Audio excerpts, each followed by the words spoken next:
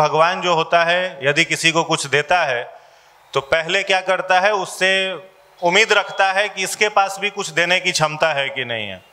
दोनों तरफ से अगर बात होती है तो बात बन जाती है, और एक और का अगर बात रहता है तो मामला फंस जाता है। क्या प्रेम जो होता है वो एक तरफ का होता है कि दो तरफ का? दो तरफ का होता है ना। जैसा आपका प्रकृति है, जैसा आपका नेचर है, जिस तरीके का आपका थिंकिंग है, उसी के अनुकूल हम सभी के जीवन में भगवान का आशीर्वाद मिलता है।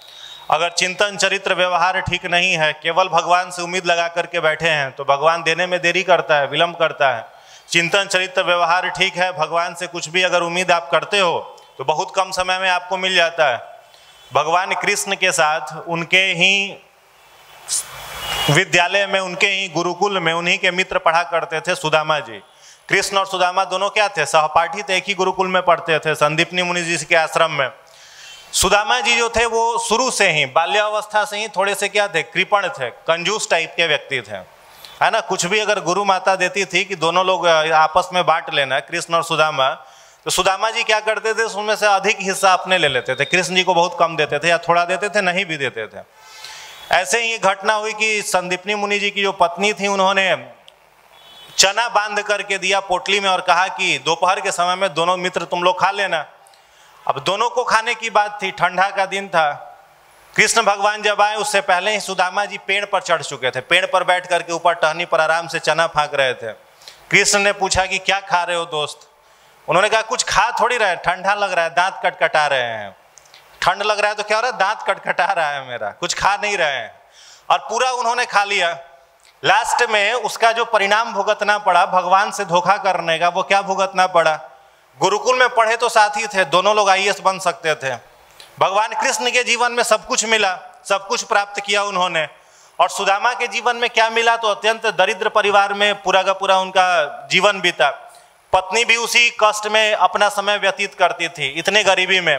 ऐसा कहा जाता है कि सुदामा जी के घर में जो रोटी बनती थी वो फूटे हुए तवे पर रोटी बनती थी। मतलब गरीबी नहीं था, क्या था? दरिद्रता।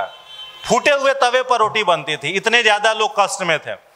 हमेशा सुदामा अपनी धर्मपत्नी से एक बात कहा करते थे कि तुम जानती हो जो कृष्ण है वो मेरा दोस्त है, द्वारिका नरेश जो कृष्ण है वो मेरा दोस्त है। पत्नी बार बार सुनती थी कि द्वारिकाधीश तुम्हारे मित्र हैं, तुम्हारा ये हाल है, वो तीनों लोगों को स्वामी को तुम कहते हो कि मेरा मित्र है। 1 वर्ष बीता, 2 वर्ष बीता, कई वर्ष बीत गए।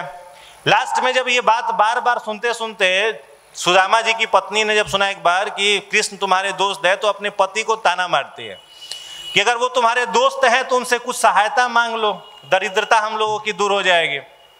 हमें विश्वास नहीं है कि वो तुम्हारा दोस्त है। सुदामा कहेंगे ठीक है, एक बार जा करके मिल करके आते हैं। मिलने के लिए गए तो प्रश्न पूछा अपनी पत्नी से कि जा रहे हैं उनसे मिलने के लिए तो कुछ बांध करके दे दो, उसको ले जा करके देंगे। पत्नी ने कहा घर में तो कुछ पड़ा हुआ है ही नहीं, कुछ भी नहीं है घर में, क्या करें, क्या लेकर के आपको दें?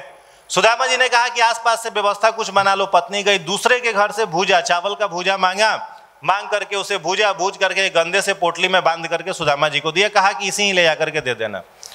जब सुदामा अपने घर से निकलने के लिए हुए द्वारिका जाने के लिए, उससे पहले जब अपने घर में पूजा करने के लिए अपने पूजा स्थली पर बैठते हैं तो भगवान को चढ़ाने के लिए उनके पास कुछ नहीं था। बड़े ही मशक्कत के बाद जब अनाज रखने वाला जो ड्रम था उसे खोलते हैं तो देखते हैं कि उसमें चावल का मात्र 1 दाना पड़ा हुआ है, केवल 1 दाना। अब उस 1 दाना चावल को भगवान को कैसे चढ़ाएं?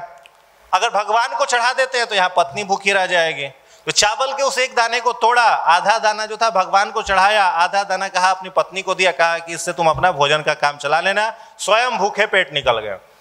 जब द्वारिका में पहुंचते हैं तो आगे की कथा सभी को मालूम है। द्वारिका नरेश श्री कृष्ण आ करके पूरा आदर सत्कार, मान सम्मान सब कुछ करते हैं। जितनी भी उनकी पत्नियां थी सब लोग सुदामा का आदर सत्कार करती हैं। सुदामा भी बड़े खुश थे। लास्ट में जब पूरा आदर सत्कार हो जाता है तो भगवान कृष्ण प्रश्न पूछते हैं, कहते हैं कि दोस्त तुम आए हो, भाभी ने मेरे लिए तो कुछ दिया होगा, खाली हाथ तो भेजा नहीं होगा। उन्होंने कहा कि नहीं, कुछ नहीं दिया है। अब पोटली का भूजा द्वारिकाधीश को कैसे खिला दे? चावल का भूजा द्वारिकाधीश को कोई कैसे दे दे, है ना। अब ये समस्या थी, वो दे नहीं रहे थे, छुपा रखे थे पीछे। भगवान श्री कृष्ण ने देखा, देख करके भूजा छीन करके पहला मुट्ठा का भूजा उन्होंने क्या किया? खा लिया।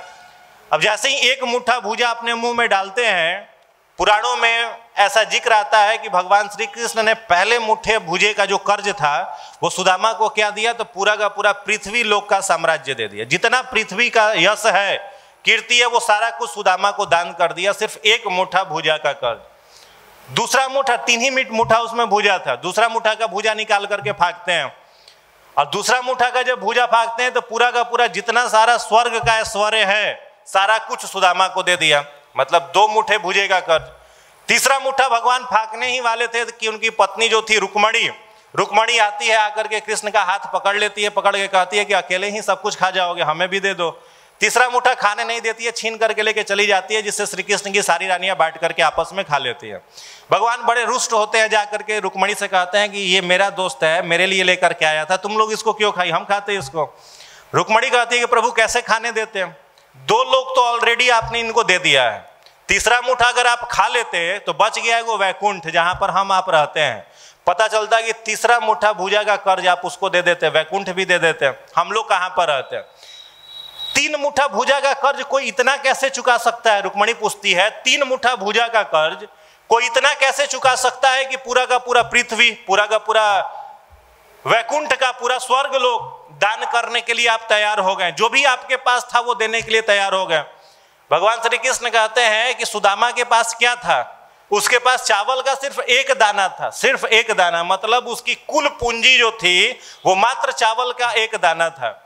और उसने विचार नहीं किया, अपने कुल पूंजी का आधा हिस्सा तुरंत हमको दान कर दिया। बराबरी का मामला कैसे होगा, हम ये कर्ज चुकाएंगे कैसे। तो मेरे पास भी जो कुल संपत्ति है उसका आधा हिस्सा जब तक सुदामा को हम नहीं देंगे तब तक हिसाब बराबर नहीं होगा। कि जीवन में आपके पास जो है भगवान पहले चाहता है कि आप उसको देने की क्षमता रखते हो कि नहीं, आपके पास गट्स है कि नहीं है कि आप सोसाइटी के लिए, समाज के लिए, लोगों के लिए कुछ कर रहे हो कि नहीं कर रहे हो। आपके चिंतन में सिर्फ यहाँ पर बैठ करके बातों को सुना, लोगों को रिटर्न किया कि नहीं किया। अगर नहीं किया तो माफ करिएगा, भगवान बहुत कुछ देने वाला नहीं है।